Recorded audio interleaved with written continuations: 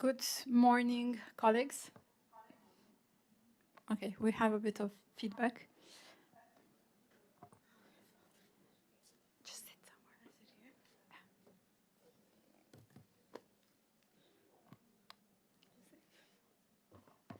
somewhere. Okay, now the sound is better. So good morning, colleagues. Thank you very much for joining us here in meeting room 4. It's my pleasure to welcome you to the first rotation of topic 3, focusing on identifying concrete and actionable outcomes for the Just Transition Work Programme in the context of adaptation and climate resilience. As you would have seen in our concept note, the question is very broad and very open. So simply, what could be some concrete and actionable outcomes of the Just Transition Work Programme in the context of adaptation and climate resilience? We have the chance to hear scene-setting presentation before, which has given you also some very concrete examples and suggestions, drawing mostly from the negotiations, but also from the submissions that also many of the parties here in the room would have submitted. So now it is over to you to give us your views in response to this question and also to the framing presentation earlier this morning. So the floor is open. Who will break the ice?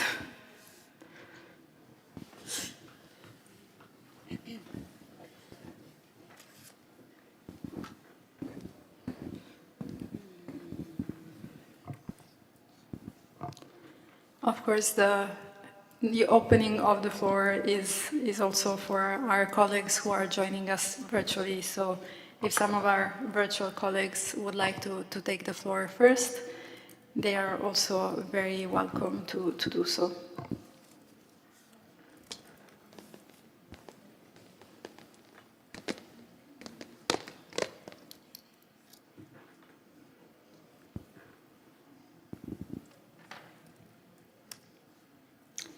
You're a tough crowd to get to talk.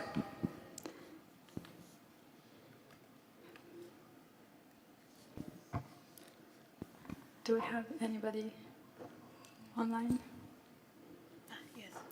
Ghana? No, you didn't. Okay, sorry. Then Engo, you're first.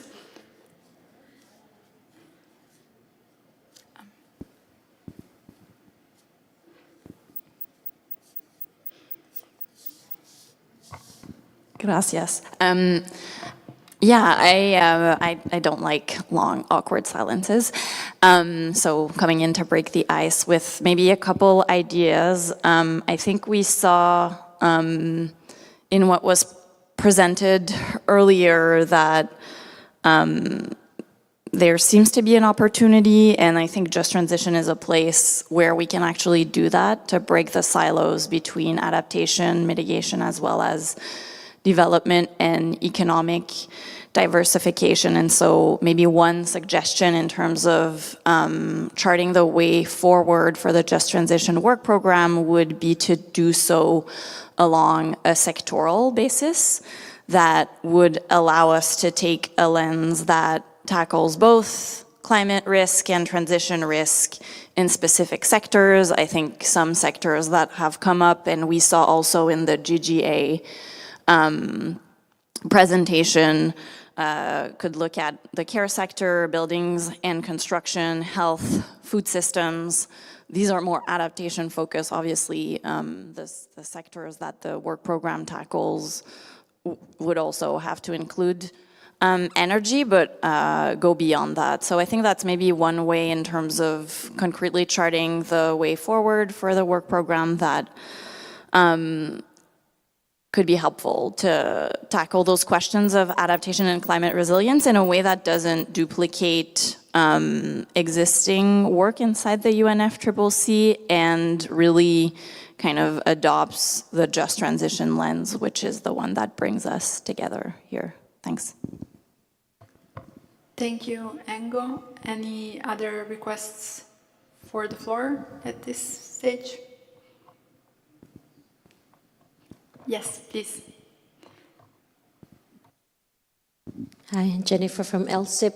On the indigenous worldview, talking about balance and harmony, which I mentioned yesterday, and in the whole scheme of, adaptation, climate resilience, finance, we should always look at the whole, it as a whole. It's not just doing adaptation for one without knowing or understanding what effect it does to another part of the society or part of the ecosystem. So I think in terms of being equitable, inclusive, and socially just, from our perspective as indigenous people, that we should always, sometimes they say what we do in certain ecosystem or in one community might not work in another ecosystem or community, but the most important thing is the value.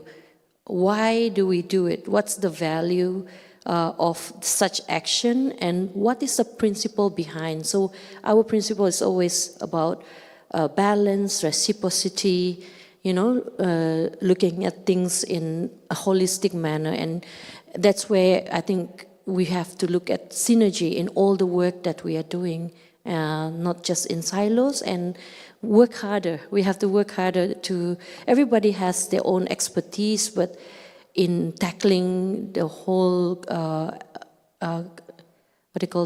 challenge that we have now, there are so many experts in different areas, but we are not coming together.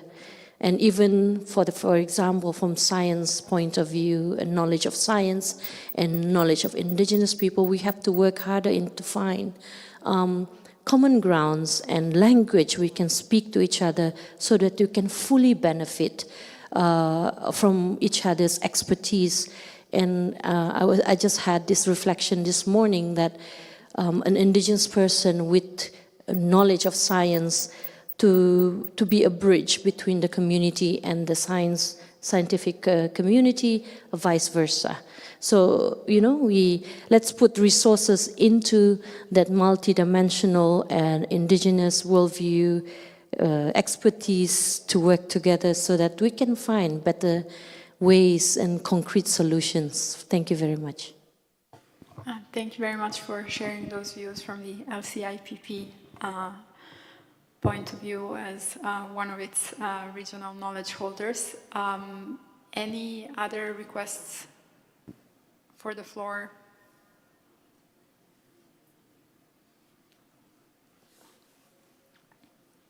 We have around 40 minutes dedicated to this discussion, so I would definitely invite you to encourage you to maybe think. Yes, Chile, please.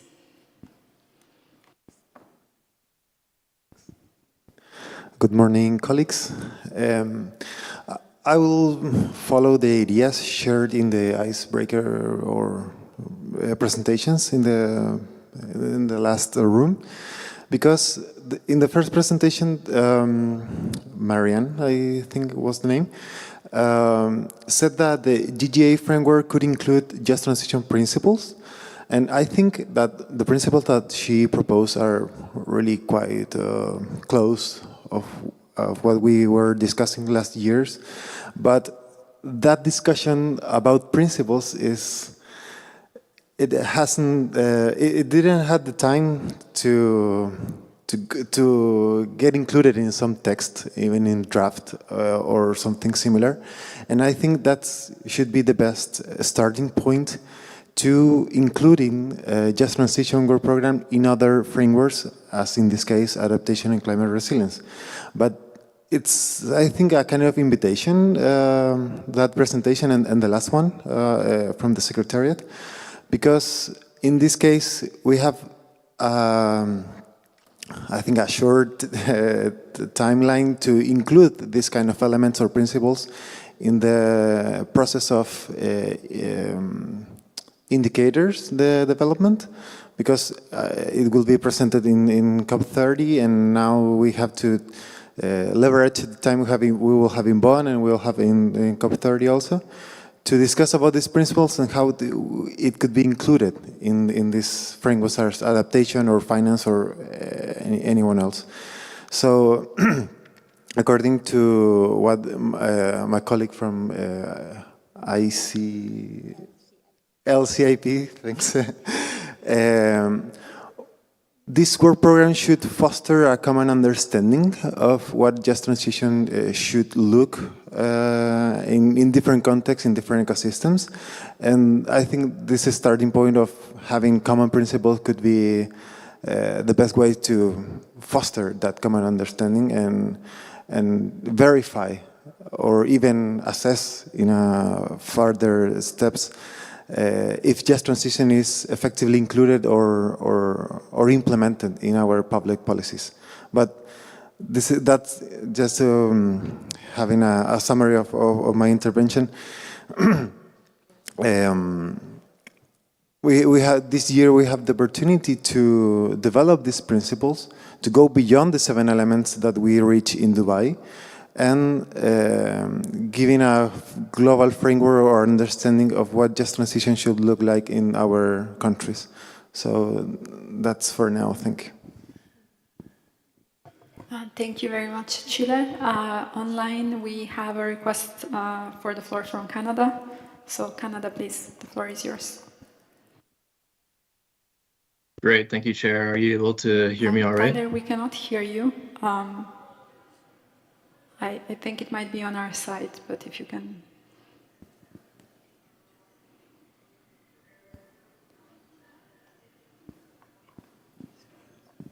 How about now? Yes, we can hear you loud and clear now. Please, you have the floor. Perfect. Thank you so much. And yeah, I just want to preface this by saying that I think this dialogue has been a milestone in the just transition space. In speaking about just transition in the context of adaptation and climate resilience is quite novel, and I think we've all experienced that throughout the dialogue the last day and a half. And I guess maybe one of the concrete outcomes that can come from this as a first step would be to encourage the Secretariat to include in the summary report that comes out of this this dialogue, but also other dialogues that are upcoming in the future is a list of some of the existing MOI that was mentioned in yesterday's second half of the dialogue, including some of the guidelines, the principles, the capacity building efforts and finance that is available for parties to tap into, to get into the pipeline of and make use of. Secondly, I think we've heard a lot of pretty inspiring examples of just transition in this space across countries, across international organizations. I'm sure in the next two questions that'll come in this breakout group that we'll hear a lot more. So I think there's a lot of work that is being done inside and outside of the UNFCCC process, and Canada has long supported a more robust mapping exercise to better identify where those just transition principles, policies, initiatives, etc., are currently being implemented. And I think this would give us a more holistic picture of the landscape that we're currently in and get a better sense of what the value add of the Just Transition Work Program is and can be.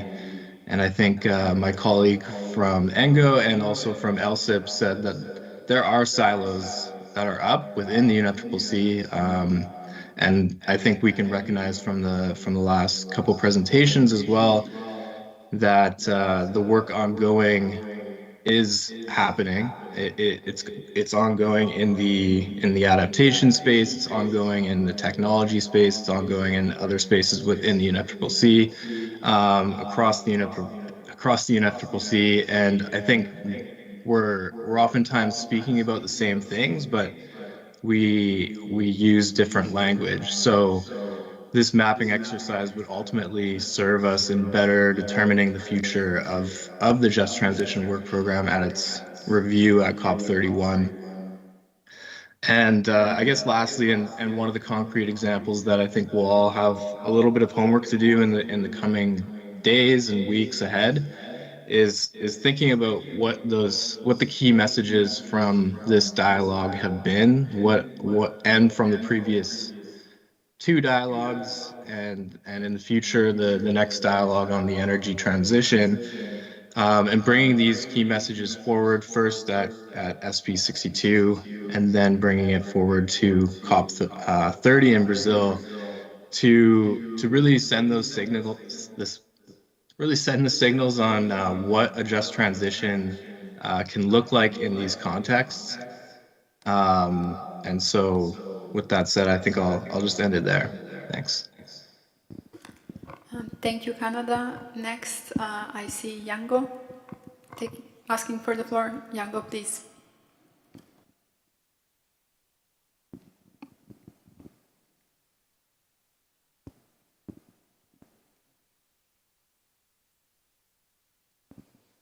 Yeah, thank you. I'm Carmen, representing Yango, the youth constituency. So I really much second what Chile said and this requirement for just transition principles within the UNFCCC.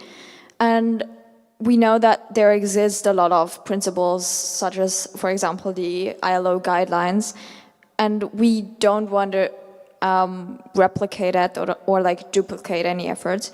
But within the UNFCCC, we are kind of lacking a baseline of what just transition entails.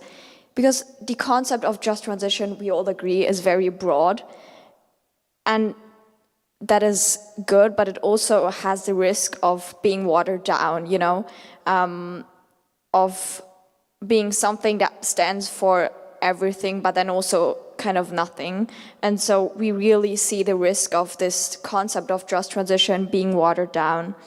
And so we advocate for principles, or call them safeguards for just transition, to prevent this dilution of the concept of just transition.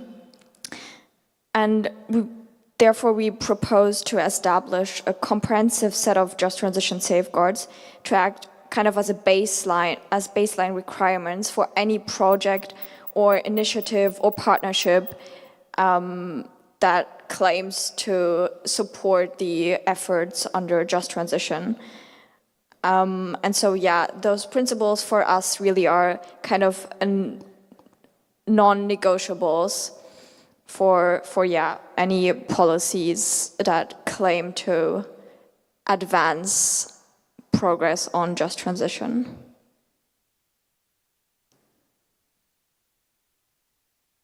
Thank you, Yungo. We have Burkina Faso in the back, and we have also a request for the floor online after Burkina Faso. So Burkina Faso, you have the floor now.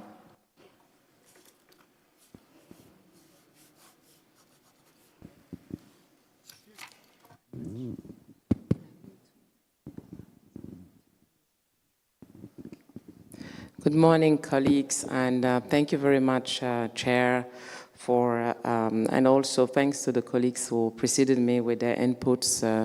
This is very relevant, and we thank you. Burkina Faso is taking the floor on behalf of the LDCs, and we're happy to share our views. A truly synergetic and actionable outcome under the Just Transition Work Program must be grounded in the recognition of LDC realities, and that their just transition pathways will look a lot different than more advanced economies. Limited resources, competing priorities, and rising poverty and development challenges make just transition to sustainable, climate-resilient economies even more critical for LDCs. Only through international alignment, inclusive processes, and tailored support can serve for the Just Transition Work Program, serve as a mechanism for accelerating resilient, inclusive, and just transition for those most in need. One outcome we would like to have from the work program is the need assessment exercise through LDCs to better understand which sector need to be prioritized and which action are best suited specific context. Just transition will be a long-term need, something tangible that can work in long-term manner with the view and even in parallel with the work program. I think that colleagues in the room, including our colleagues from the local government and indigenous people, the Yango, and our colleagues also from Canada, and the mapping, it is important to understand where the needs are to align the priorities. This is really critical. And again, we're coming into the importance of having a robust mechanism in place that will support the implementation of those priorities, of course, and mindful of the Article 9 provision implementation. I thank you, Chair, and colleagues online as well. Over to you, Chair. Thank you for the opportunity. Thank you, Burkina Faso. Next, I have Saudi Arabia online. Saudi Arabia, you have the floor. Thank you, Madam Coach. Thank you, Madam Chair. Can you hear me well? Can you hear me? Yes, now we can hear you loud and clear. Please. Yes, thank you. Saudi Arabia, when it comes to concrete and actionable outcomes of the Just Transition work program in the context of adaptation, climate resilience, it could be concrete and actionable outcomes in the context of adaptation. It should focus on enabling, supporting, developing country parties or parties in advancing their nationally determined just transition pathways as it relates to adaptation action, rather than defining a universal model or prescriptive outcomes. The Just Transition work program could add real value by serving as a platform for sharing experiences and challenges and lessons learned from different national contexts. So to support enablement, the Just Transition work program discussions can serve as a space to identify current barriers for developing countries to achieve their just transitions and adaptation as it relates to the implementation and access to finance, capacity building, and technology. Exchange between countries as it relates to social and economic dimensions related to just transitions and adaptation in their national adaptation plans and nationally determined contributions, ensuring alignment between adaptation efforts and social protection needs. Madam Chair, we'd like to support the point being that there should be support to developing countries and their national assessment needs for their national just transitions. When it comes to having governing principles that are too tight or setting what we are transitioning to, this would set boundaries, and then transition would not have equity. It would not fall within the principles of Article 2, Paragraph 2, of the Paris Agreement. So we'd like to have it broad. We'd like to have the principles of transitions coming in that we do not have imposing of pathways, because each nation has its own national circumstances. Thank you, Madam Co-Chair. Thank you, Saudi Arabia. Now back to the room. I have the United Kingdom asking for the floor. United Kingdom, please.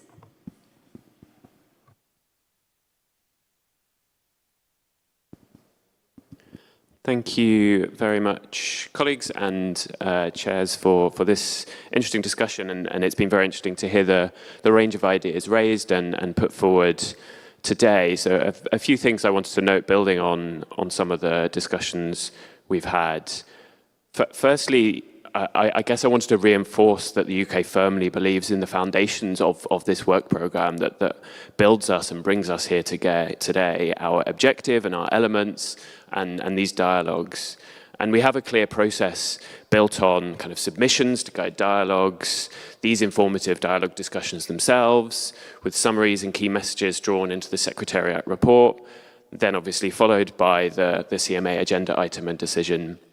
And the linear links between each stage of this process is paramount to the success of the work programme and ensuring clear outcomes, and is critical that we take forward key messages from each dialogue into our decision. Achieving a just transition in our societies and economies is a shared goal for all of us, and we must accelerate that momentum to deliver on the ambition of the Paris Agreement. And again, we'd like to re-emphasise here the inextricable link between 1.5 degrees and just transitions. Second, as others I think have noted today, there are myriad organisations, initiatives, principles and forms of support that are both inside and outside the UNFCCC process, whether that's the Adaptation Committee, the Least Developed Countries Expert Group, the Nairobi Work Programme, the Paris Committee on Capacity Building, the KCI, or indeed negotiations this year on the Technology Implementation Programme. So we should not duplicate or replicate these, but crucially can be a source of input across these many forums and negotiations. Obviously here we're talking about adaptation, but across the areas that we cover on just transition, rather than duplicating the outputs from existing processes. And I think that's a key message we've heard from maybe from our scene setting presentations, for example, on the GGA and from the ILO on how we can use our knowledge, our experiences to inform and support the wider existing structures, including identifying gaps and sending the right signals on how and where that can be taken forward. And we agree here with the colleagues from the LSIP and messages from Chile on the need for synergies across processes. I know my colleague from Chile mentioned how we can build principles in text which can then be built into other frameworks and institutions, and we'd agree and reinforce the need for key messages in our decision. We also really need to bring forward on this point the excellent progress and content and key findings coming out of the first two dialogues last year, and that were then reflected in the draft decision and the text from last year. And of course these dialogue discussions as well. And there is real value here in having key messages, giving signals to the world on just transitions, and linking to my previous point, how these messages can inform other processes inside and outside the UNFCCC. Thank you. Thank you, United Kingdom. Back to Engo here in the room.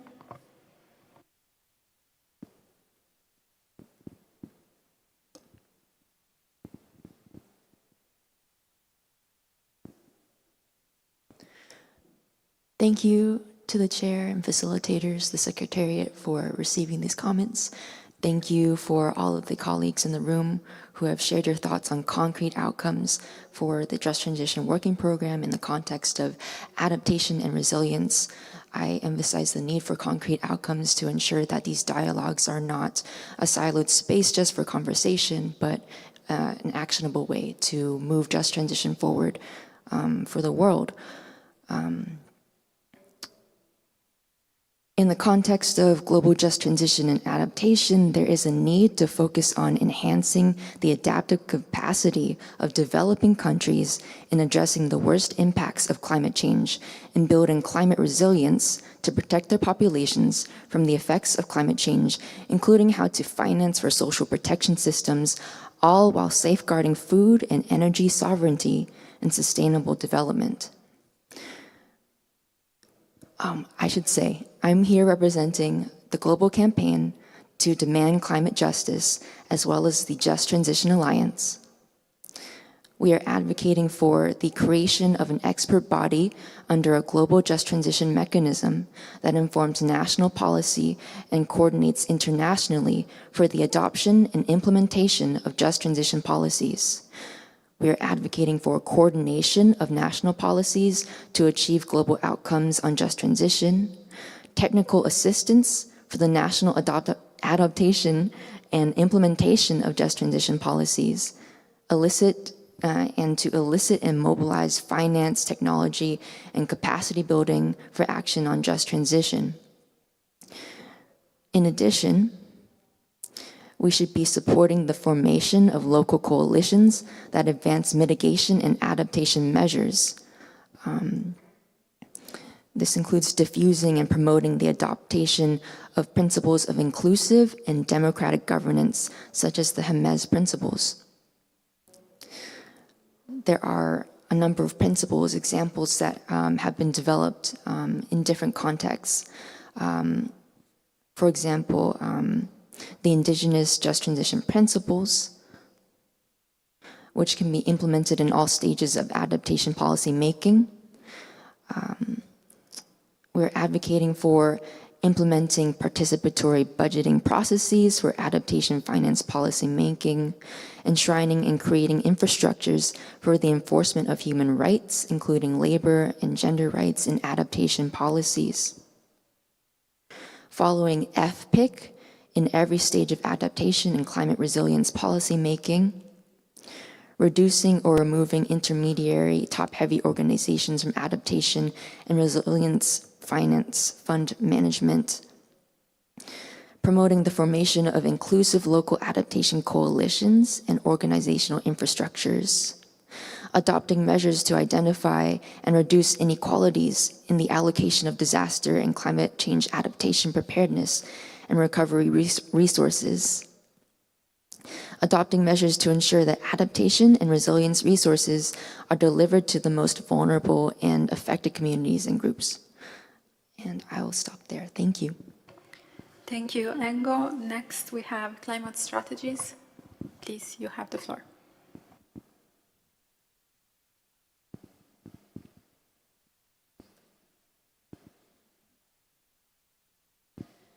Thank you very much for the opportunity to speak and for everyone who shared their thoughts so far on concrete and actionable outcomes. Climate Strategies is a non-profit research policy organization based in London and the Netherlands. We would like to support what our colleagues at ENGO have said regarding the importance of shifting from dialogue to action when it comes to the outcomes of the JTWP, particularly in the context of adaptation and resilience. In our research, we've done quite a lot of research in the past 2 years on just transition and adaptation, assessing existing efforts in different countries and understanding barriers and opportunities to just transition and adaptation in selected countries. And there are 2 key gaps that I would like to mention today where the JTWP could consider some concrete outcomes. So the first is on the challenge of multi-level governance and integration. This is persistently an issue that comes up in terms of how do we plan and develop just transition approaches, particularly for adaptation, that speak to different levels of government and bring them all together. And so we believe the JTWP could play a key role in developing shared frameworks to help operationalize equity across policy and policy cycles. And this could include offering guidance and facilitating sharing lessons and best practices on policy reform and governance structures. For example, taking the example of just transition commissions that could also work on national level adaptation in countries. And the second gap that we've seen is that there are transboundary impacts of adaptation, and these are often not accounted for in planning and in impact assessments, particularly when it comes to water, food security, and broader supply chains.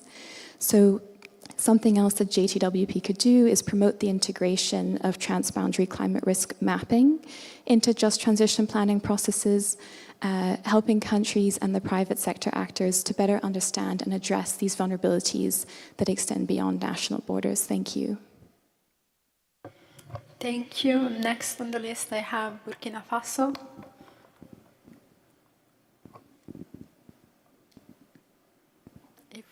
Yes, thank you. Burkina Faso, you have the floor.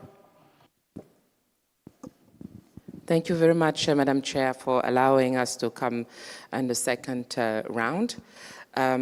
We echo, listening the room with the concrete proposal how to move forward. We would like also to add some point. When it comes to mapping, we need to be mindful of the quality of data, because sometimes this is a critical point, and I think that it's important to involve national statistics agencies, because least developed countries, each country has a national statistic point where you have real data from the countries that you can rely on, but sometimes their data are not considered. And when it comes also for always sticking into the data collection, we need to see with the United Nations ecosystem within the countries. Sometimes you have metadata also available that the Just Transition also can tap in and to manage and to assess. And by doing so, they need to involve the national statistic agencies, and that monitoring and assessing to adapt to the needs of the Just Transition mechanism that will be put in place. After saying that, our colleague from the UK has mentioned leveraging on the different UNFCCC bodies, the LEG, the PCCB, the Nairobi Work Program, the KCA, and the CTCN. Those are our mandate as a co-chair of the Paris Committee on Capacity Building. Our mandate is to make sure that we don't duplicate and we work with our fellow bodies. So I think, and this will be interesting to for instance, sorry. It will be important for us to make sure that we embed workshops, that those constituent bodies can come together and exchange, and make sure that we are aligned to regards to the implementation of the work, the mechanism that we want to put in place. The LEG is doing a lot of work on this sense. And I think that and also the annual report that each constituent bodies is presenting at each CAP, it's a source of information that can inform the work program as we go. A second one is the dialogues that we are our third dialogue now. It will be interesting to see how we can tap into those information that has been sparkling, cross-fertilizing our ideas, how we can mobilize those to inform our negotiation, to inform the final report that will come in. Building on local initiatives, it is critical. Localization is critical. I come again, we will repeat it often again and again until it's happened. Building on local initiative, it is important, and locally led. Local initiative, locally led for local ownership. With the local, not around the local, with the local people.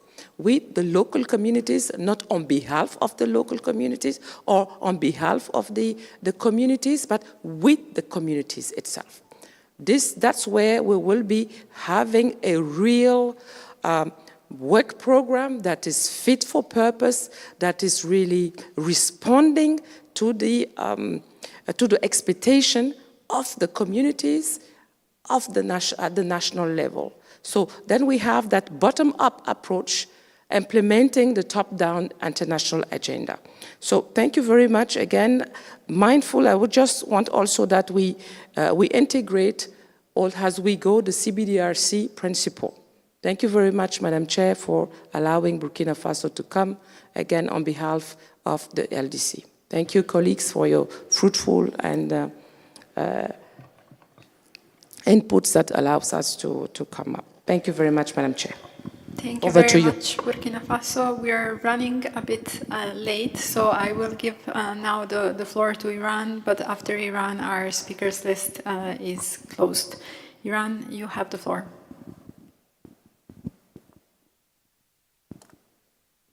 Thank you so much. I want to mention some concrete outcomes of Just Transition Work Program as follows. First, sustainable international financing to support adaptation and climate resilience project, especially in developing countries.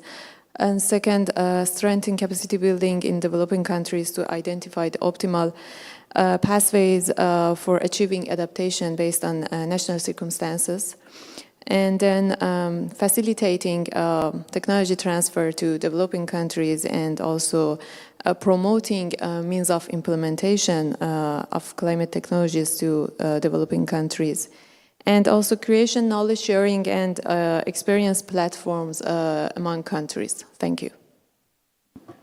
Thank you very much, Iran, also for keeping it very succinct. With this, I would like to thank you all for your very interesting inputs. I think you've given us also a very many concrete ideas and entry points, so thank you very much for that. I will now leave you to topic 1, and I'll see you afterwards back in plenary. Thank you.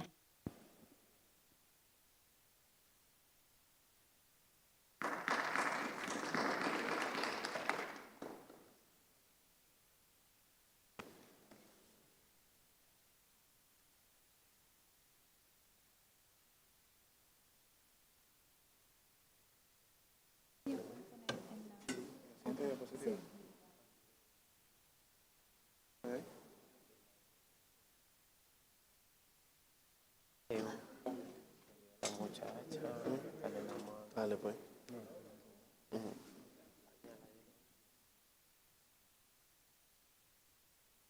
Toma.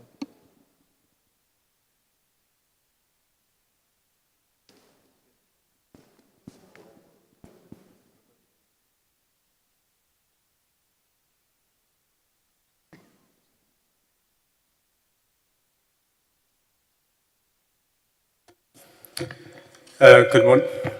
That was loud. Good morning, everyone. So let's get started. A seamless transition indeed. So good morning, everyone, and welcome to Group 1, the topic on building on synergies under the UNFCCC process. Over the next 45 minutes, we will have an opportunity to address the question which is now should be on the screen momentarily.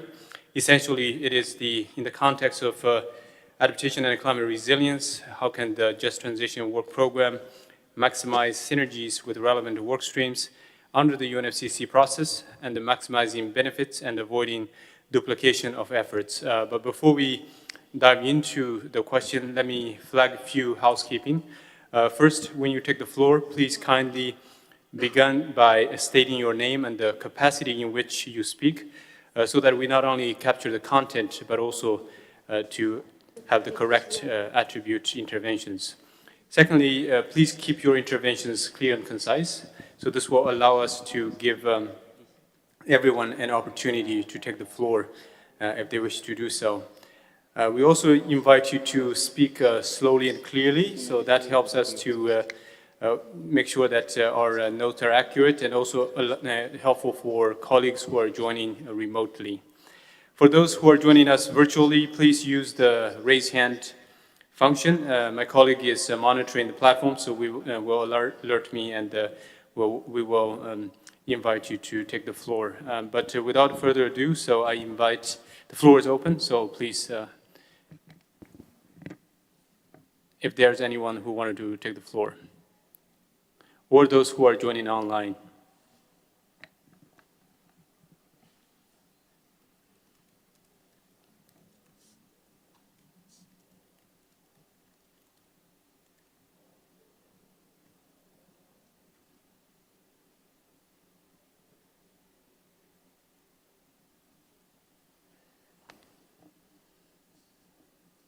Again, just to reiterate the question that we are addressing, it's in the context of adaptation and climate resilience, how can the JTWP maximize synergies with relevant work streams under the UNFCCC process, and maximize the benefit and avoid duplication of efforts?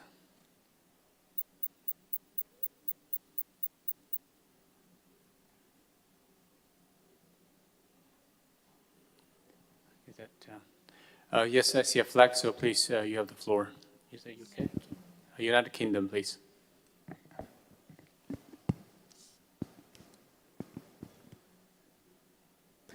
Thank you very much, Chair. And I think in some ways we touched on some of this conversation in the last session, which is maybe why there's a bit of reticence and always breaking the ice is a bit of a pause. So I'll kind of start by I guess in some ways summarising again some of the points made previously with a bit more detail. So I guess firstly to mention that there are a whole suite of kind of myriad organizations, initiatives, principles, and forms of support that are available outside of the UN climate process, and we should be seeking to kind of build and work from these, and rather than duplicating them. And these UN climate discussions here allow us to draw key messages and send signals to the world, our people and communities, as well as kind of business and industry, about the way in which we'll undergo the economic and societal transitions to low carbon and adaptive societies. And we should draw and build from existing principles, whether that's the ILO guidelines for just transition or the G20 principles for just transition. And one other thing that was mentioned yesterday, I think, is kind of principles around locally led adaptation, which there's a lot of literature and capacity building out there, which can help provide guidance to enable more sustainable and effective adaptation at the local level.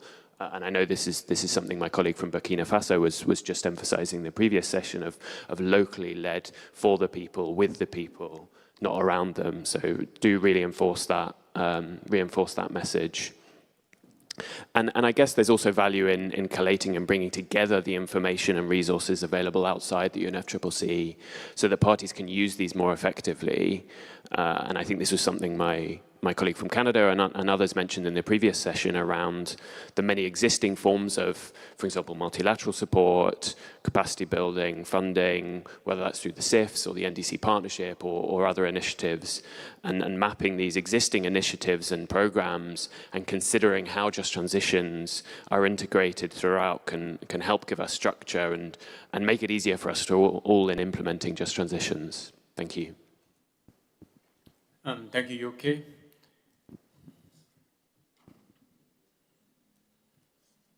Do we have anyone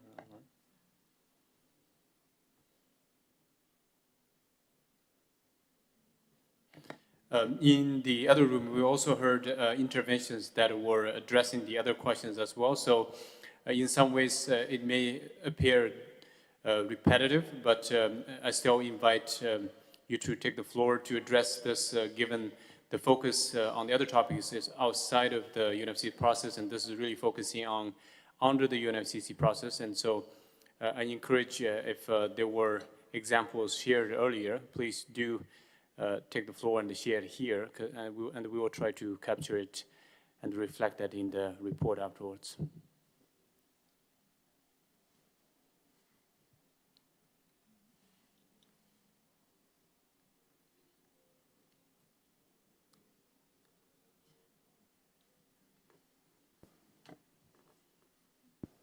Yes, please. Jen. Hello again. From the indigenous people point of view on the work of UNFCCC, and I know that the FWG and the LSIP has done quite a lot of initiatives and with the communities, indigenous communities, and I think a lot of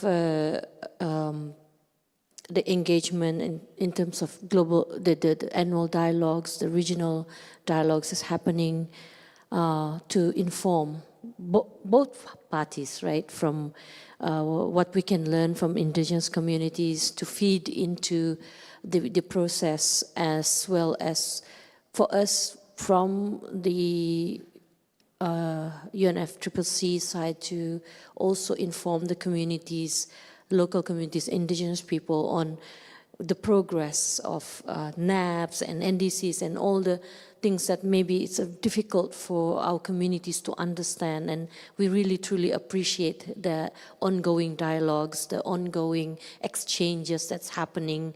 And you know that a couple of things are happening, like of course the draft ethics protocol is coming up. All these things are really important for us from the indigenous people's perspective, that we have the space to contribute our knowledge, our worldview in synergizing the work that the UNFCCC is doing. We also appreciate, like now I'm working with the Indigenous Peoples Asia Solidarity Fund, to also have this platform, this mechanism, and how we can channel the finance truly in the manner where it's accessible for the indigenous communities on the ground to have access to those kind of fundings that before this was really not available for them because of the regulations, the language, the governance. So the indigenous-led funding mechanism really assists and facilitates. So all this discussion that is done, the dialogues done under the work of UNFCCC is trickling down to the community level, and we are also trying our best to be able to speak in the language of UNFCCC and all the other working group so that we can have an understanding and how we can really work together. Many of us, like myself before, just use our heads and our knowledge through the head, but I think it's time to also use the expertise in the heart, and we have to really, using the head all the time doesn't really bring us holistic and just and equitable solution, but I think adding the indigenous worldview and putting values and principles into the work would really encompass and put synergy in the work that all of us are doing. Thank you. Thank you for the intervention. We have online Saudi Arabia, so you have the floor. Thank you, Mr. Chair, for giving Saudi Arabia the floor. This is Hassan from Saudi Arabia. When it comes to topic 1, building on synergies under the UNFCCC process, the Just Transition Work Program can maximize synergies with the relevant UNFCCC work streams on adaptation and climate resilience by emphasizing the national context of just transitions. It should serve as a space that enables each party to identify and pursue its own nationally determined transitions pathways without top-down measures, including as it relates to adaptation and resilience.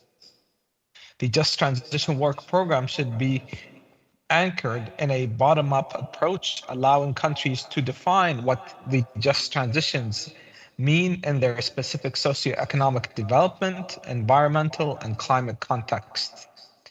This would naturally complement ongoing work under adaptation and resilience, including the global goal on adaptation and national adaptation plans. To avoid duplication, when addressing adaptation, the Just Transition Work Program should avoid discussions on mitigation elements to ensure focus. In summary, the Just Transition Work Program's added value lies in creating space for parties to share experiences, needs, and priorities related to just transitions in the context of adaptation and resilience, without creating prescriptive outcomes or overlapping with the existing processes. Thank you, Mr. Chair.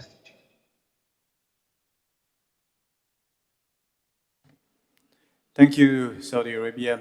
Next, I have the Philippines, so you have the floor.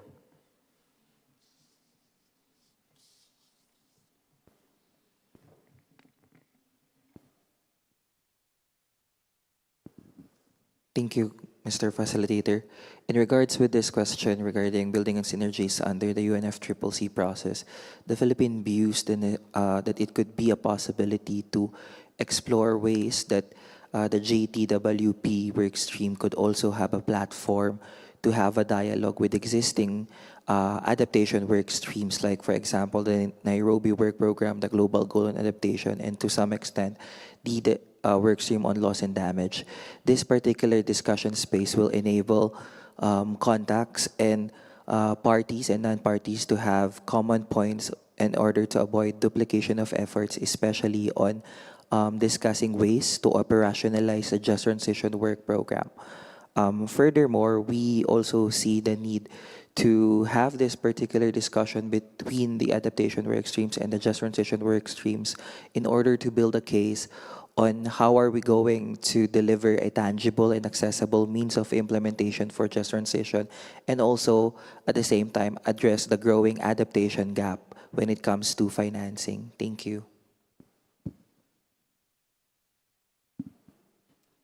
Thank you, Philippines. I see. Panama, you have the floor.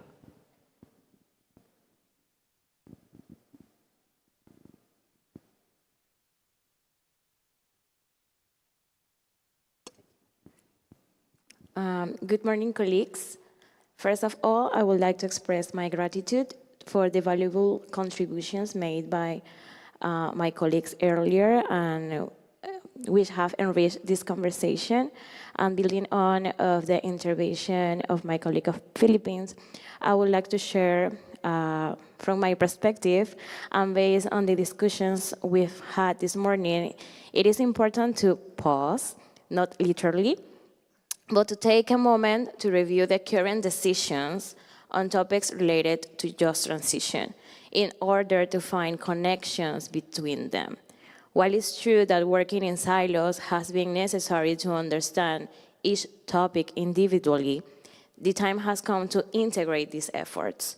Climate change is a wicked problem, and given all the progress made so far, it is crucial to start making these connections to avoid duplications of efforts and previously discussed. Thank you. Thank you, Panama. Do we have any online? I see a flag. Burkina Faso, you have the floor. Thanks.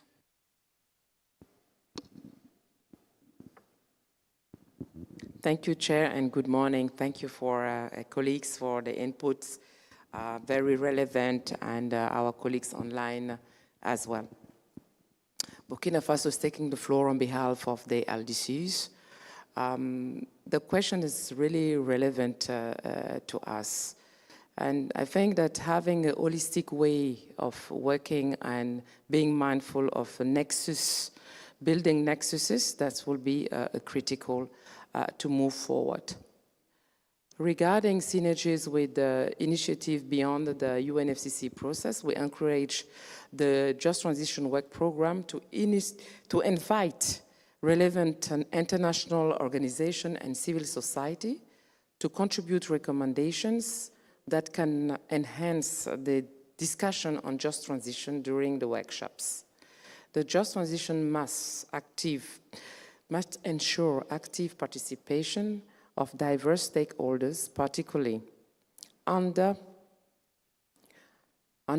people and marginalized, as our colleagues have mentioned before, including traditional leaders like myself.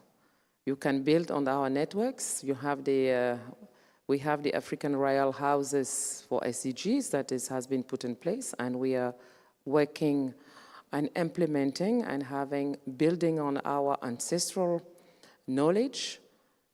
And even you have some relevant nature-based solutions that are very important that can serve the work program as we move. Local and social circumstances are critical. And for us, sharing experience should be complementary with the Article 9 provision. It shouldn't shy away responsibilities as what has been adopted. As such, multi-stakeholder involvement and engagement, particularly with groups frequently marginalized, are important. As I said previously, we need to work with the people, not around the people, and this needs to be locally led, locally inclusive, align with the NDCs, of course, but align with the national circumstances and looking into the LDC special circumstances that has been recognized. As previously emphasizes, international cooperation on just transition is essential and should complement and reinforce local dialogues. Likewise, the growing momentum for reforming international final institutions present a valuable opportunity to align these organization mandate and resource with a global objective of the Paris Agreement.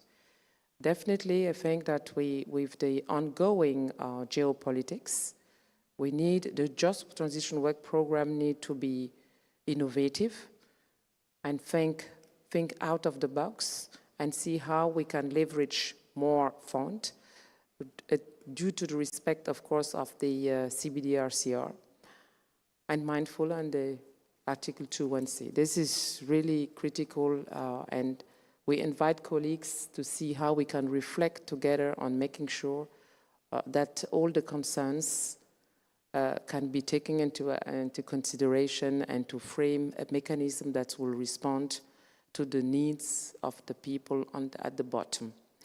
And be mindful always on the bottom-up approach. This is critical. It will inform us. It's not competing. It's in our advantage if we wish to walk the talk on the well-being, as we call all the time, because the climate threat is there. We need to come up and start the discussion on the frame, on the mechanism, how to move forward. So, Chair, thank you very much again for giving us the floor, and thank you, colleagues, for your valuable input. And the LDC stand ready to and willing to collaborate with all groups to find a common ground and landing zone to move forward. Thank you, Chair. Over to you. Thank you, Burkina Faso, speaking on behalf of the LDCs. Next, we have Canada online. Canada, you have the floor.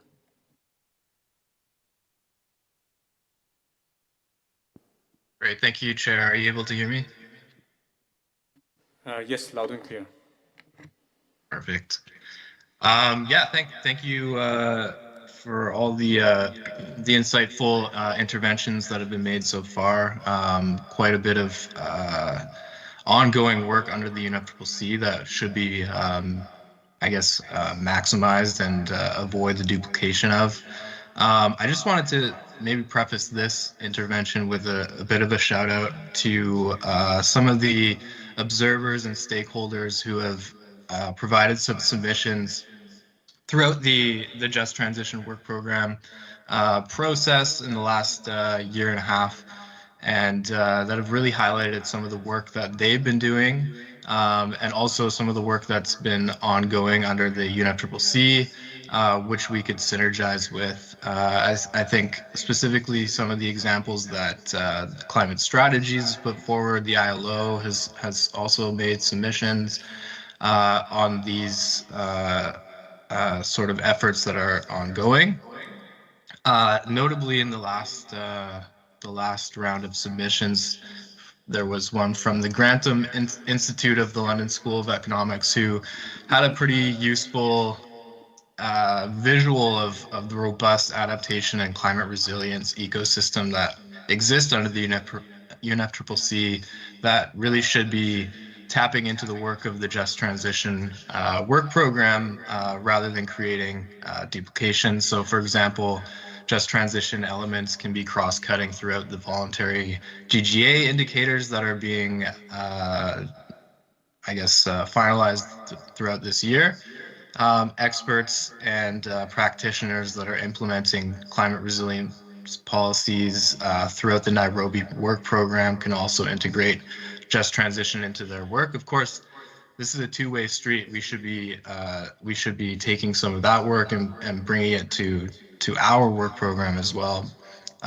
There's also opportunities for identifying synergies with the UNFCCC's work program on gender and climate, and the reports from this work program can can help inform some of the new activities that go into a gender action work plan this year.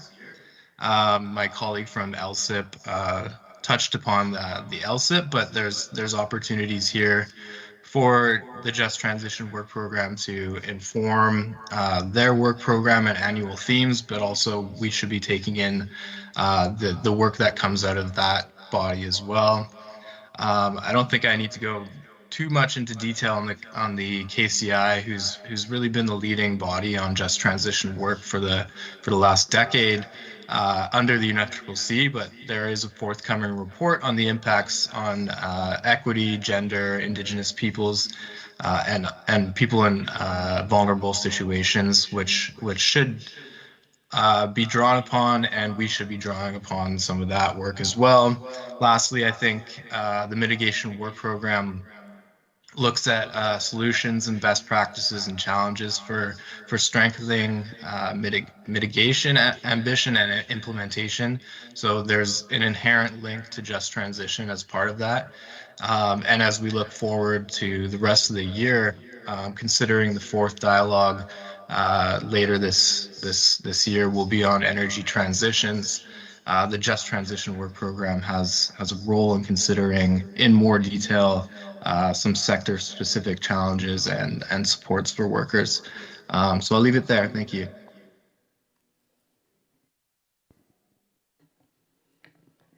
Thank you, Canada, with a very detailed, rich intervention. We don't have anyone online yet, right?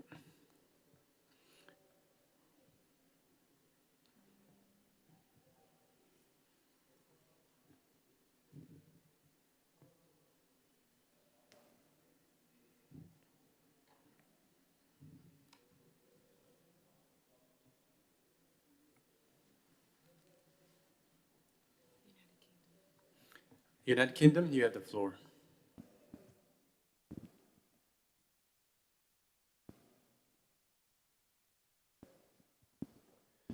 Thank you very much, Chair, and I appreciate the opportunity to speak again. And apologies for making your life more difficult by answering the wrong question in my intervention earlier. I think I misread the slide, so I'll speak very briefly and maybe just reinforce and echo some of the points that have been made already in terms of the kind of synergies under the UNFCCC and kind of maybe reinforcing the points around the GGA and the UAE framework, and how, for example, the GGA has clear targets which relate to just transitions, including on poverty eradication and livelihoods.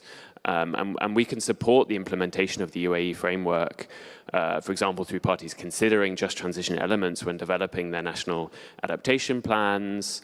And even the report from this dialogue can be used as an input to the adaptation work streams, the adaptation component of the second global stocktake, and the ongoing work. Yeah, I'll stop there, reinforcing some of the points made by others. Thank you. Thank you, United Kingdom. So do we have any other flags in the room or online? Saudi Arabia, as we see your flag online, so please, you have the floor. Yeah, thank you, Mr. Chair, for giving Saudi Arabia the floor again. We do appreciate the points that have been raised by many other distinguished colleagues. Mr. Chair, I'd like to raise a point, and that's very important for us to understand. When it comes to the Just Transition Work Program, about building synergies, and generally speaking, when it comes to duplication of work. I'm hearing, discussions on mitigation, but Mr. Chair, there's already a mitigation work program. So I'm afraid if we go into mitigation aspects, then we are jumping into work that is already being done, and we're duplicating some work. So we do not see the necessity of speaking about that, since there's a dedicated dialogue and work programs for that that are being worked on, as well as it's a separate and a different agenda. So it would be a duplication rather than a synergy in that aspect. Thank you, Mr. Chair. Thank you, Saudi Arabia.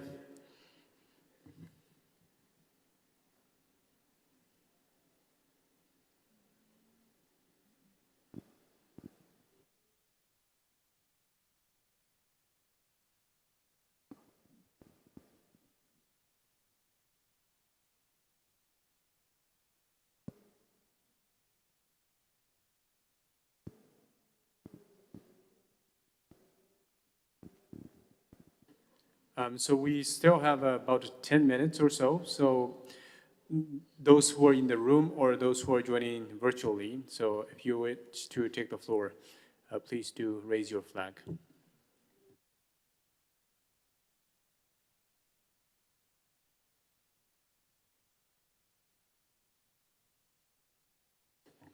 Burkina Faso, so you have the floor. Thank you very much, Chair. At this time, I will take the floor on my capacity as the co-chair of the Paris Committee on Capacity Building to also give some insight on how the PCCB could inform and support the ongoing work of the Just Transition. We are developing at the moment the 5-year work plan. And I think that in terms of capacity building needs, having rosters of countries with targeted projects, what are the needs to capacitate. I think that the PCCB is then ready to listen and also to initiate workshops to address to the LDCs, the seats, any subgroup will require with their specific needs to make sure that we have a common understanding where they want, what are the priorities, and to tailor the capacity building needs that I have been hearing from the past yesterday and this morning. That is the offer for the PCCB as a co-chair that we are ready to support and to see how, in coordination with other fellow the bodies, to support the Just Transition Work Program.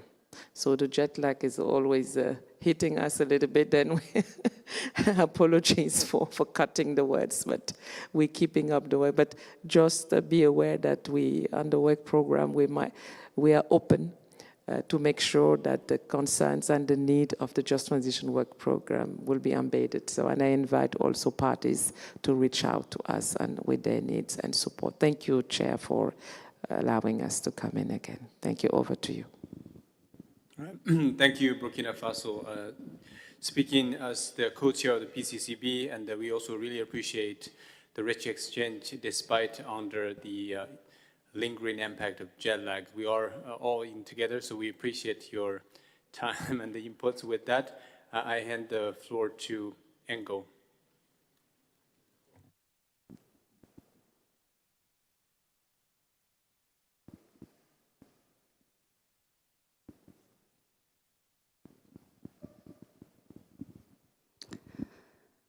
Thank you, and thank you to the facilitators and colleagues for this very generative discussion, and also wanted to apologize for also having to contributed to the confusion on the questions. I think we've all been a little bit guilty of that. I wanted to reflect on some of the comments regarding mitigation and whether the Just Transition Work Program is an appropriate place to discuss that. I want to remind us that we are in 2025 and we have started to very dangerously flirt with the 1.5 degree long-term target, which means that climate impacts are happening here and now across the world.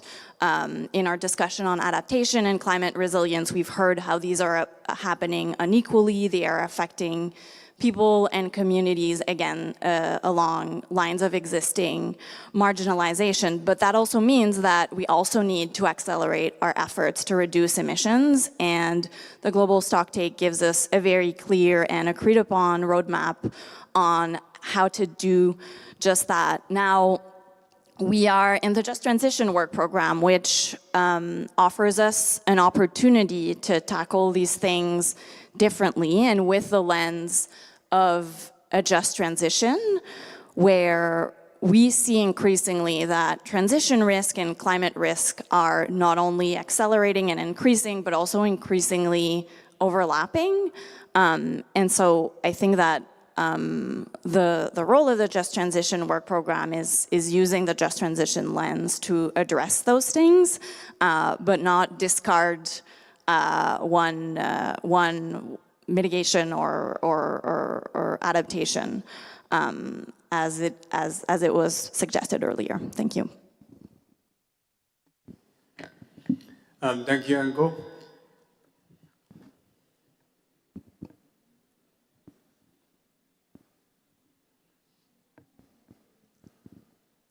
Ango, you still have your flag on, but I assume that's a legacy flag. Thank you.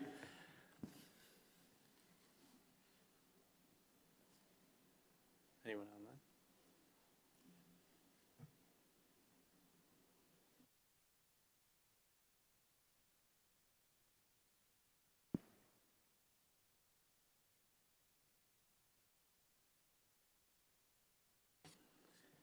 Colleagues, thank you very much. And we still have about 5 minutes or so. So I'll wait for another minute or see if there's any flags in the room or virtually. Otherwise, I understand as the intervention from Burkina Faso that there is a need of coffee, and there's a coffee break from 11:10 to 11:25. So let's give everyone a minute or so to see if there's any additional interventions.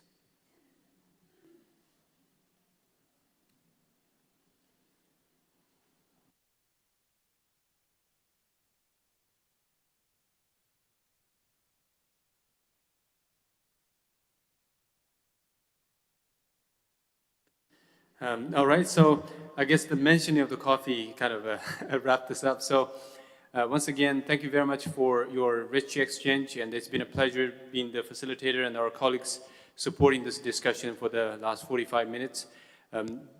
Our next round, the facilitators will rotate, but look forward to seeing you in the plenary. Thanks again.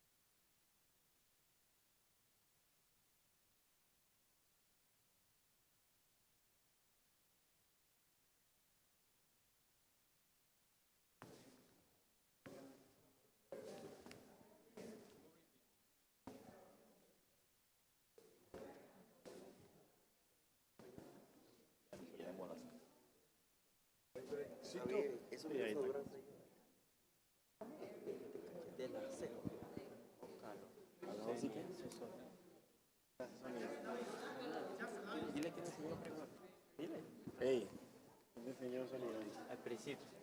Dile. Mira, ¿quién te enseñó? Mira, escucha. Di la verdad, escucha. Di la verdad. Ey, escucha. Si no fuera bipolar, si no fuera por mí, ese hombre no tuviera ganando plata. No, no, porque yo le inspiré a hacer eso. No tenía inspiración de nada en la vida. ¿Qué está hablando? ¿Qué está diciendo? ¿Es verdad o mentira? Di la verdad, di la verdad. Nosotros lo puse así, hey, le agarrar el sonido, prepara. De todas tus ganancias, tendría que tener 5% de todas tus ganancias.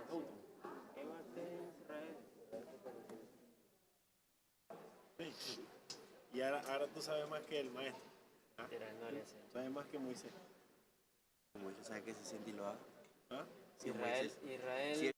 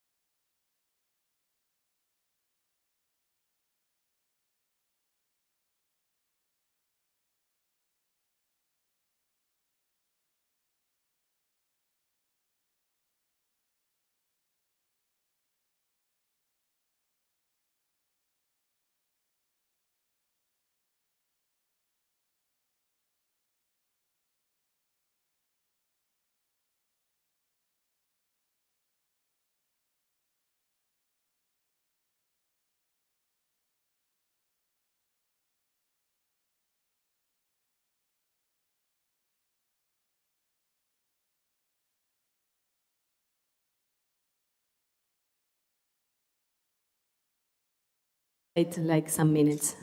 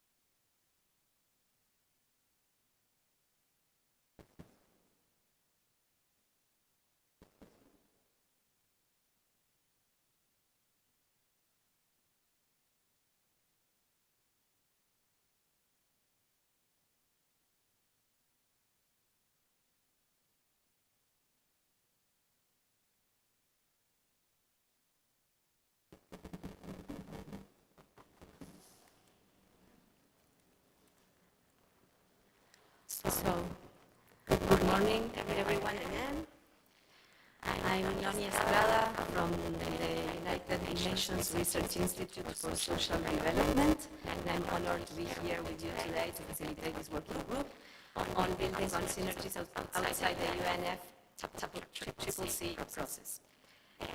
So this session is dedicated to this, and it's a theme that opens space to explore how just transition pathways are being shaped from different entry points, community responses, local governments, South-South cooperation, cross-sectoral partnerships, and so more.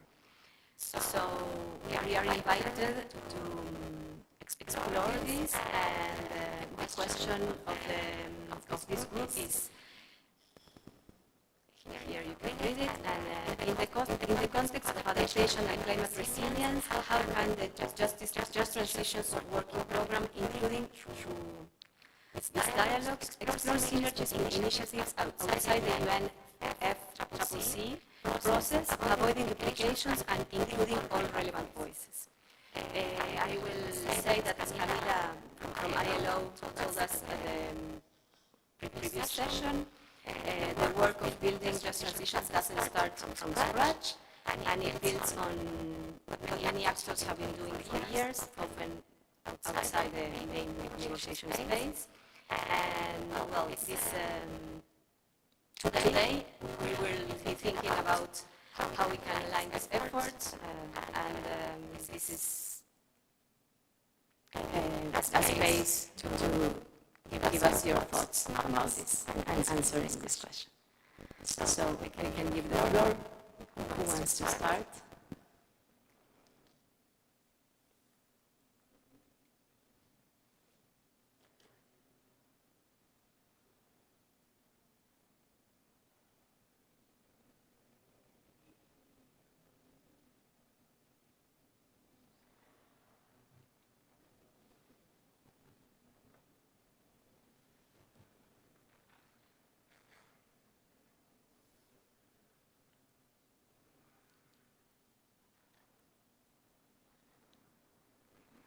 We are still waiting for people, but if someone wants to start the conversation, it's very welcomed.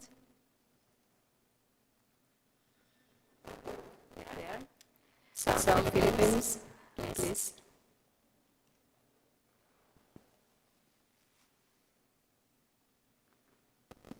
Thank you, facilitator. So as mentioned in the previous discussion and upon reflection that we've had in these 2 days of dialogue, the Philippines shares that as part of the elements of Just Transition Work Program on international cooperation and strengthening multilateral efforts and aligning adaptation with Just Transition Work Program and climate goals, the Philippines views that there could be a discussion or a regular platform wherein representatives from multilateral organizations outside the UNFCCC process like the International Labour Organization, OTAD, ITU, multilateral development banks, and even Green Climate Fund, Global Environment Facility, to discuss how these particular institutions can better support countries' just transition and adaptation efforts. This particular platform includes how mechanism for, especially for finance, adaptation finance, technology and capacity building can be aligned with national strategies for climate adaptation and resilience, ensuring the equitable transition of workers, communities, and other stakeholders, particularly the developing countries, which is expressing a lot of existing multiple burdens when it comes to the impacts of climate change. Thank you. Thank you very much, Philippines. Rana, please. You have the floor. Thank you very much. I think we've been discussing different topics since morning, and we are on we've done one synergies with other things within the UNFCCC, and now we're talking about the UNFCCC process.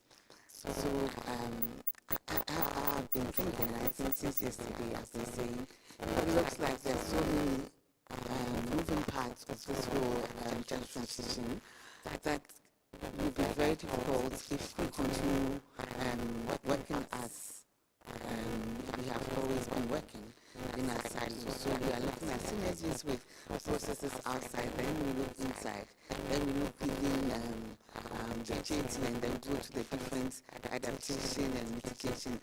It's just going to be so difficult looking at it through different lenses at different times.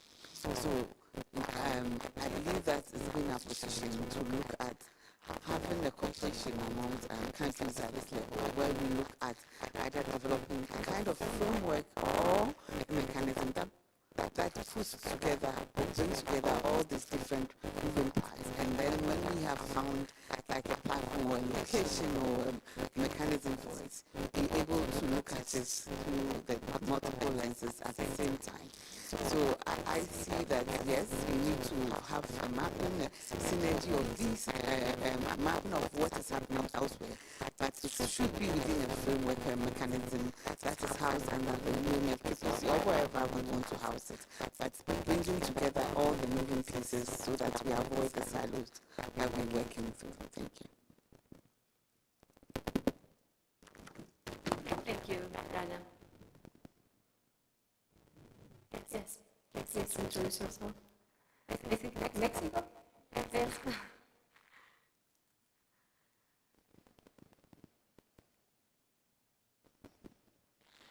Thank you. Yes, Sylvia from the government of Mexico. And I've been thinking a lot while hearing this morning all these comments and try to bring something more specific that we could land in any intervention I could help to provide.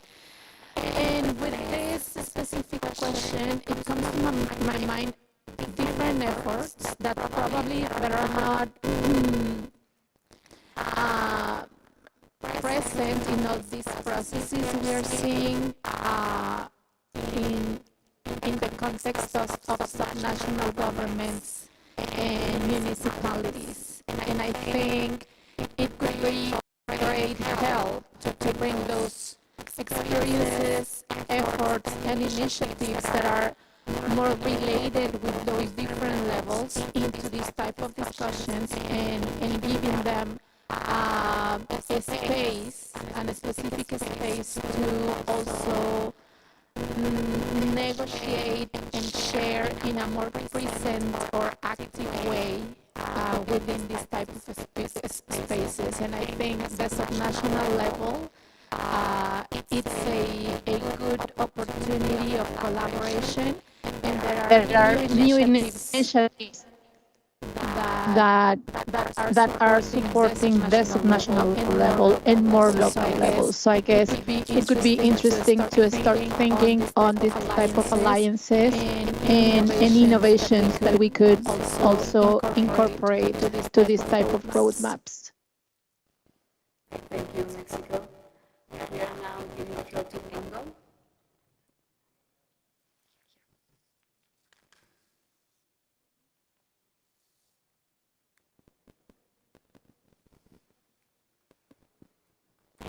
Thank you to the facilitator and colleagues. I think for us, as CAN, there are lots of systemic barriers within the international cooperation architecture right now that inhibit and disenable just transitions, in particular in countries in the global south and in regards to adaptation and beyond. So I'll name three. DEF has been mentioned multiple times over those past 2 days. There are processes ongoing right now. FFD4, which is not going very well. It's also the year of the debt jubilee. Second, unequal access to investment, in particular unequal cost of capital. We know that there's work happening under the G20 this year as well. And finally, and perhaps very topical, trade. There's been a bit of a ping pong match going on, but between the UNFCCC and the WTO, but I think it's currently unaddressed inside the World Trade Organization, and there are also important limitations in terms of what that organization can bring in terms of a just transition lens and approach.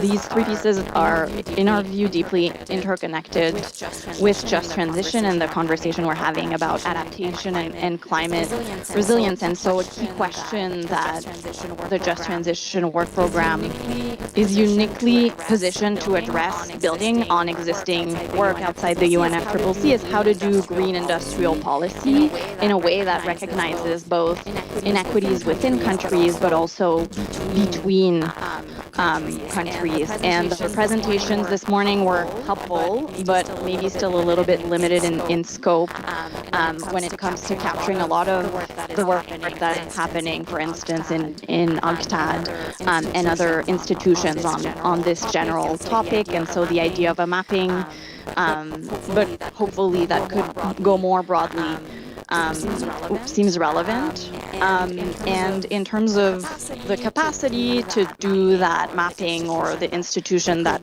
could host it, the idea of a global mechanism has kept coming up just now from my colleague from Ghana, Burkina Faso yesterday, and my comrade from DCJ this morning, could help with those coordination and knowledge mobilization efforts, perhaps by connecting a knowledge generation component, which could be based on the Just Transition Work Program and its dialogues, with an action and support component.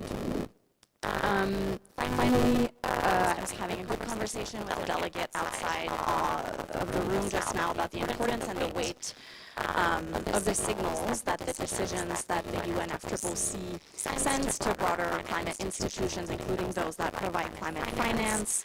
And so again, building on what we've heard in the past 2 days, it seems key that we recognize that just transition policies are enablers of climate action and thus are eligible to climate finance, because right now there are a lot of these types of policies, programs, and plans, notably when it comes to social protection, which we heard is a key adaptation measure, that are not covered. Thanks. Thank you very much. We have now again Ghana, please. We'll impact our trade and different sectors of economy in a different way. So yes, I had to come back and strongly support looking at synergies with people, with organizations like WTO and UNCTAD, etc. I think that there will not be any just transition without looking at the trade nexus and how it's going to affect different countries and different economies, and without looking at it and finding ways to address it and support countries in ways that they need, we will not be able to have a just, equitable and fair transition. Thank you. Thank you, Ghana. Now we leave the floor to LCIPP. Thank you very much. I think in the work for indigenous people, I would like to highlight the 3 UN mechanisms that's already dedicated in advancing the rights of indigenous people. That's the expert mechanism on the rights of indigenous people, the MRIP, the permanent forum, and also the UN Special Rapporteur on the rights of indigenous people. And I think for us, we have been doing a lot of advocacy, a lot of dialogues, and to inform the work of the just transition, I think it's really, really important that what the 3 mechanisms, the studies, the dialogues, the input, the statements from indigenous people to be incorporated into the work is really important, because honestly, indigenous leaders, we try our best to be in every forum, in every dialogue, but to spread ourselves around is really thinning our resources, our people to travel across and around the world to attend these meetings when the actual work and protection is done on our lands. Yeah, so really we hope that the work of just transition under the UNFCCC will harness and synergize the recommendations that's are coming out of the permanent forum, the expert mechanisms research, and they have a lot of advice on how it's done, and particularly for MRIP and under using the UN declaration that to ensure that just transition policies will to respect the indigenous rights. And of course the main point is in every discussion is to strengthen the FPIC, the free, prior and informed consent. We have our UN Special Rapporteur to actually monitor the violations, and they have a lot of reports on this, and we don't want to end up doing grievances and all that when we can do this right at the beginning by listening to indigenous worldviews and how we can be included in the process from the beginning. Yeah, and also I think the most important thing is the integration of indigenous knowledge in any climate adaptation policies or actions on the ground. So we have already the mechanisms that emphasize the indigenous knowledge and our systems that shapes resiliency. We talk about sustainable transition, there are strategies, and only when we have, you know, the exchange, meaningful exchange out of reciprocity and respect, then we can move forward better. Thank you. Thank you very much. Now, Panama tiene la palabra.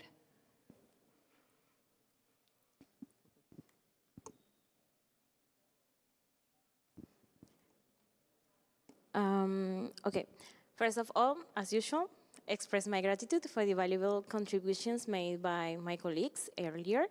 We have enriched this conversation. In my previous intervention, I suggest that an internal review and information gathering process is essential. Building on this, when discussing just transition, it is important to consider the external work done beyond the UNFCCC process. It is crucial to have a clear understanding of the internal situation, engaging in participatory dialogues with society at large, and taking into account national context, ensuring that diverse voices are heard and considered. This connects directly with what we have been discussed these days regarding access to knowledge and dissemination of information. In terms of where this information can be published, I would recommend utilizing both internal and external.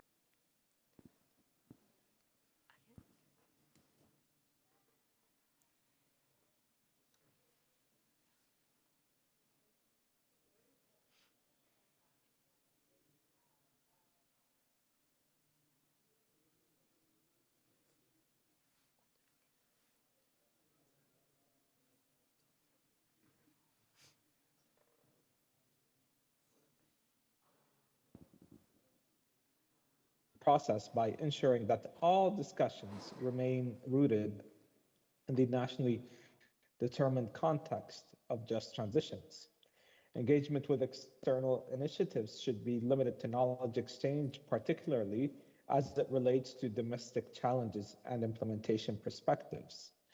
The Just Transition work program should not be shaped or driven by external actors or frameworks. Instead, it should prioritize engagement with each party to reflect the diversity of national just transition pathways and the challenges each party faces in advancing adaptation and resilience. This may benefit from the domestic perspectives of parties.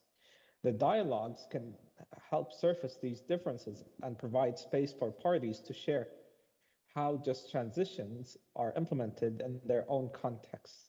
This reinforces the bottom-up, party-driven nature of the work program, and it would avoid any attempts to impose a top-down, externally influenced narrative at the UNFCCC level. In doing so, the Just Transition work program will remain focused and relevant and responsive to the needs of parties supporting their nationally led efforts without duplicating existing work or allowing outside agendas to shape outcomes under the convention.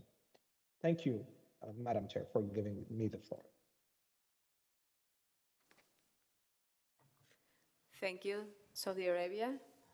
Do you have any other participant? Burkina Faso, please. You have the floor, and then Chile.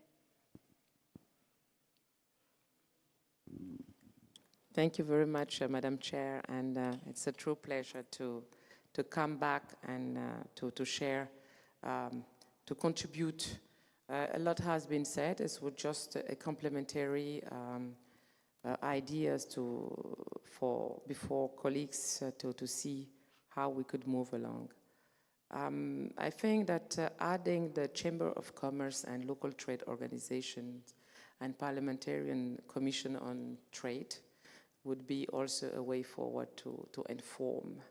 I think that will be also support for us if we got also the other angle from the local parliamentarians, their views, because they know how the citizens require. That also can inform our Just Transition Work Program. Thank you, Madam Chair. That was my addition. And thank you, colleagues, for easing the work. And congratulations again for your valuable input. Much appreciated.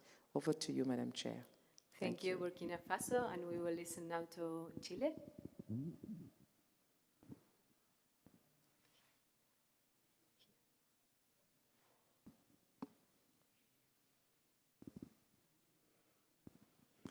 Thank you, Chair. Good morning again, colleagues. And following some of the points that just were mentioned, and we in the morning saw that ILO, for example, published a kind of report of mapping just transition in NDCs. And I think that's an important point of reference to this explore this exploring term included in the question, because 2 years before, UNDP made a very similar work, but consider NDCs and LTLETs, and how many countries are including these concepts or related concepts to just transition in those policies. But both of them are still under this UNFCCC process. So exploring this beyond these synergies, I made a brief mapping and realized that there are a lot of countries that didn't include these concepts or related concepts to just transition in their NDCs or LTLETs, but are developing public policies or national strategies or even law projects without having those like tipping points or breakthroughs by including this concept in their NDCs or LTLETs. So I think it could be interesting to our work under this work program to know this broad panoramic of the countries that are developing just transition policies outside the NDCs or LTLETs. And until now, I found very interesting example that could nurture our discussions and could allow us to realize if we are considering all the national pathways on just transition that are currently happening. So, nevertheless, in this year or the next year, we define or establish a framework, a mechanism, etc. We need to have the whole picture of how countries are developing their just transition processes and what dimensions of justice, for example, they are focusing in. Example, restorative in case of Chile or distributive in other cases, and we should recognize that and consider them in a balanced manner. But I think that could be a good way to explore and nurture this core program in terms of creating a synergic relation. Nevertheless, they include or not in the Paris Agreement policies mandated. Thank you. Thank you, Chile. Do we have someone online? We still have 5 minutes? We still have 5 more minutes if someone wants to share. Any other thoughts, experiences, examples? Yes, Panama?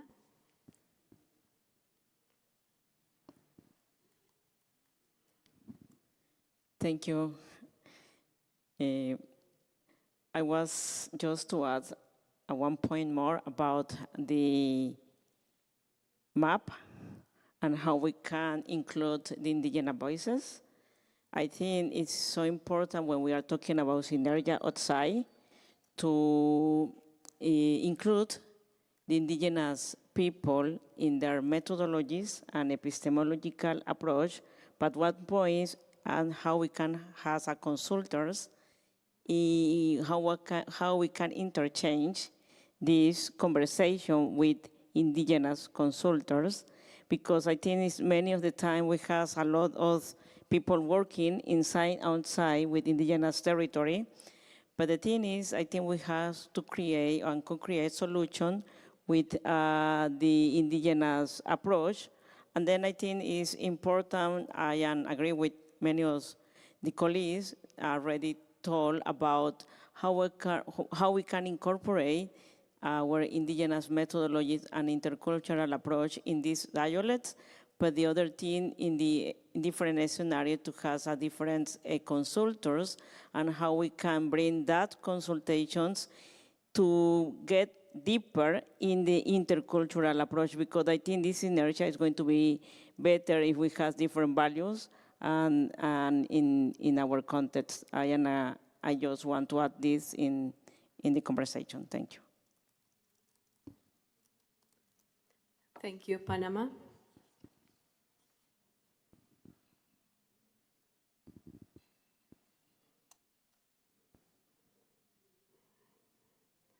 So if there is no one else bringing their thoughts or comments, we can end the session and we can meet in 5 minutes in the plenary. So thank you all for your contributions, and we'll see you in some minutes in the plenary to a wrap up of these meetings. Thank you very much.